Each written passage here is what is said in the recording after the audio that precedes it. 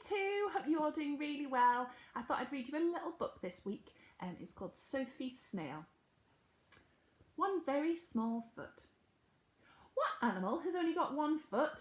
Said the children's father. I bet you can't tell me. I can, said Matthew and Mark with one voice. As well as looking exactly alike, the twins nearly always said exactly the same thing at exactly the same time. Matthew was 10 minutes older than Mark, but after that there had never been the slightest difference between them. Go on then, said their father. Tell me, what animal's only got 1 foot? A chicken standing on 1 leg, they said. That's silly, said Sophie seriously.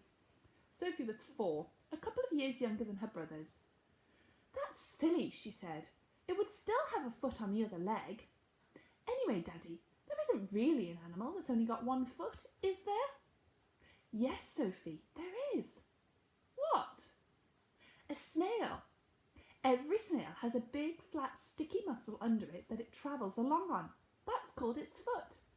Next time you see a snail crawling along, pick it up carefully and turn it over, and you'll see. There are loads in the garden. Come on, let's find one, said Matthew to Mark and Mark to Matthew at the same time. Wait for me, said Sophie, but they didn't. So she plodded on after them. When she caught up with the twins in a far corner of the garden, each was examining the underside of a snail. Sophie was not surprised to see that the snails were obviously twins, the same size, the same shape, the same striped greeny-browny colour. I know, said Matthew.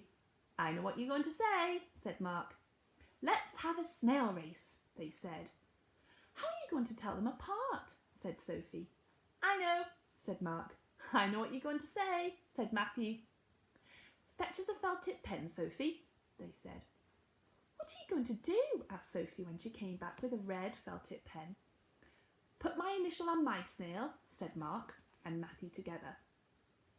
But you've got the same initial. The boys looked at each other. I know, they said. I know what you're going to say, said Sophie, and she plodded off again. She came back with a blue felt-tip pen. After a moment, Ready, said Matthew, holding up his snail with a big red M on its shell.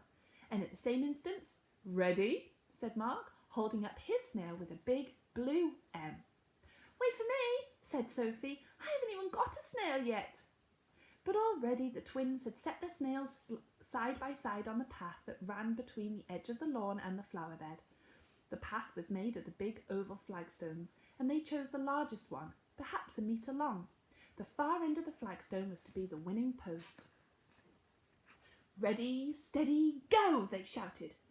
Sophie plodded off. I'll beat them, she said. She was small, but very determined. Behind the first stone she moved, almost as though it had been waiting for her, was a snail. It was as different as possible from the red M and blue M. It was very little, no bigger than Sophie's middle fingernail, and it was a lovely buttercup yellow. As she watched it, it stretched its head out, poked out its 2 horns, and began to crawl very slowly. It had a most intelligent face, Sophie thought. She picked it up carefully and turned it over. What a very small-sized shoe you would take, my dear, she said. I don't know whether you can win a race, but you are very beautiful. You shall be my snail. Who won? She said to Matthew and Mark when she returned. They didn't go to the right way, they both said. But mine was the furthest, they both said.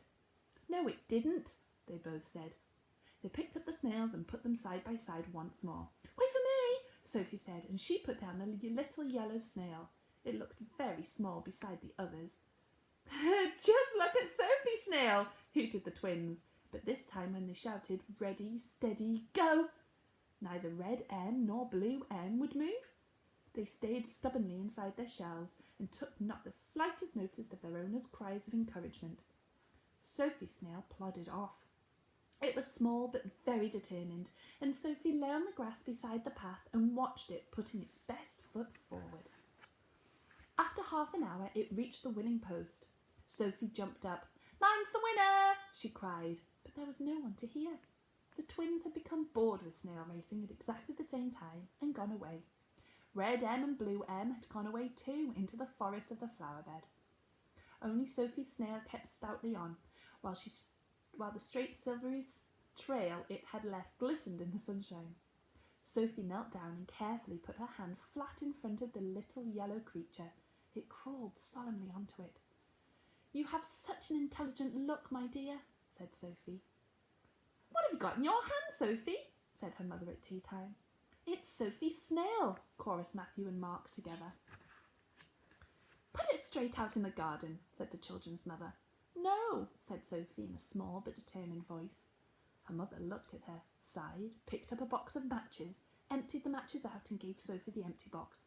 "Put it in there until after tea," she said, "and go and wash your hands now." All that evening Sophie played with her snail. When it was bedtime and she was ready to wash and do her teeth, she put the snail carefully on the flat rim of the wash basin. Then, as she always did, she filled the basin with warm water right up to the overflow and washed her face and hands. The snail didn't move, though it appeared to be watching. Then, as she always did, she brushed her teeth very hard, making a lot of froth in her mouth and spitting the bubbly blobs of toothpaste out onto the top of the rather dirty water. She also liked doing this. The toothpaste blobs made strange shapes on the surface of the water, often like a map of the world. Tonight there was a big white Africa at one side of the basin. Then, as she always did, she pulled the plug out. But as she turned to dry her hands, the sleeve of her dressing gown scuffed the rim of the basin. Right into the middle of disappearing Africa fell a small yellow shape, and then the last of the whirlpooling, frothing water disappeared down the plug hole, leaving the basin quite empty. Sophie plodded down the stairs. "My snail's gone down the plug hole," she said in a very quiet voice. "You couldn't have kept it, you know," said her father gently. "It would have died anyway without its natural food." "Next time you find one," said her mother, "just leave it in the garden. There are lots of other snails there, just as nice." "Oh, not as nice as my snail," said Sophie. She looked so unhappy that for once the twins said different things in an effort to comfort her. "Expect it died quickly," said Matthew. "Sure to be drying now," said Mark. Try as she would, Sophie could not stop herself thinking about what happened if you went down the plug hole. She lay in bed and thought about the twins washing their hands in the basin and washing their teeth, and then later on Mum and Dad doing the same. All that water would be washing the body of the snail further and further down the drain, into the sewer, down the sewer into the river, down the river into the sea. When at last she slept, she dreamt that she was walking by the seaside, and there she saw, washed up on the beach, a familiar little yellow shape. But when she ran and picked it up, it had no head, no horns, no foot. It was just an empty snail shell. Sophie woke early with the feeling that something awful had happened, and then she remembered what it was. She plodded along to the bathroom and looked over the rim of the wash basin at the round plug hole with its metal grating meant to stop things going down it. "But you were too small," she said. Leaning over as far as she could reach, she stared sadly into the black depths of the plug hole. As she stared, suddenly 2 little horns poked up through the grating, and then a head, and then a shell, no bigger than her middle fingernail, a shell that was a lovely buttercup yellow. Very carefully, Sophie reached out and picked up a very small, determined snail. Very quietly, she plodded down the stairs and opened the back door and went out into the garden and crossed the dewy lawn. Very gently, at the exact spot she had found it, she put her snail down and watched it slowly move away on its very small foot. "Goodbye, my dear," said Sophie. "I hope we meet again." And then she sat happily on the wet grass watching, till at last there was nothing more to be seen of Sophie's snail. Can you see the picture of Sophie waving goodbye to the snail? Okay, see you tomorrow for some more of the story.